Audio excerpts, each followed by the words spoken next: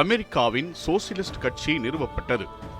அமெரிக்காவின் சோசலிஸ்ட் கட்சி 1900ஆம் ஆண்டு மார்ச் 25 அன்று இண்டியானாபோலிஸ் நகரில் நிறுவப்பட்டது.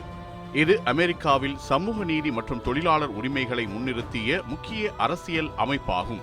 அந்த காலத்தில் தொழிலாளர் வர்க்கம் கடுமையான வேலை நிலைகள், குறைந்த சம்பளம் மற்றும் பாதுகாப்பற்ற சூழ்நிலைகளில் வாழ்ந்தது. இதனால் சமூக நீதியை வலியுறுத்தும் அரசியல் இயக்கங்கள் உருவாகத் தொடங்கின. இந்த கட்சியின் உருவாக்கத்திற்கு முக்கிய காரணமாக இருந்தது தொழிலாளர் இயக்கங்களின் வளர்ச்சி.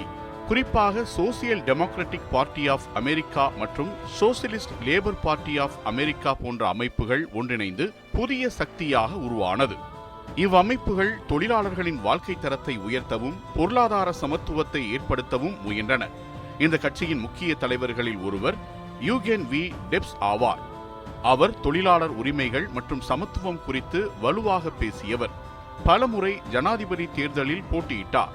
அவரது பேச்சுகள் மற்றும் செயல்பாடுகள் பலரையும் சமூக நீதியின் வழியில் ஈர்த்தன. அமெரிக்காவின் சோசலிஸ்ட் கட்சி அமெரிக்க அரசியலில் முக்கிய பங்காற்றியது. குறிப்பாக 20ஆம் நூற்றாண்டின் தொடக்கத்தில் இது மிகுந்த ஆதரவை பெற்றது. பல நகரங்களில் இந்த கட்சி தேர்தலில் வெற்றி பெற்று உள்ளூர் நிர்வாகத்தில் முக்கிய முடிவுகளை எடுத்தது. தொழிலாளர் சட்டங்கள், வேலை நேர கட்டுப்பாடு, குழந்தை தொழிலாளர் எதிர்ப்பு போன்ற பல சீர்திருத்தங்களை இது ஆதரித்தது. ஆனால் காலப்போக்கில் இந்த கட்சியின் ஆதரவு குறையத் தொடங்கியது. முதல் உலகப் போர் மற்றும் அரசியல் மாற்றங்கள் இதற்கு காரணமாக அமைந்தன. இருந்தபோதிலும் சோசியலிஸ்ட் பார்ட்டி ஆஃப் அமெரிக்கா சமூக நீதி, தொழிலாளர் உரிமைகள் போன்ற கருத்துக்களை அமெரிக்க அரசியலில் நிலைநிறுத்திய முக்கிய அமைப்பாக வரலாற்றில் நினைவு கூறப்படுகிறது.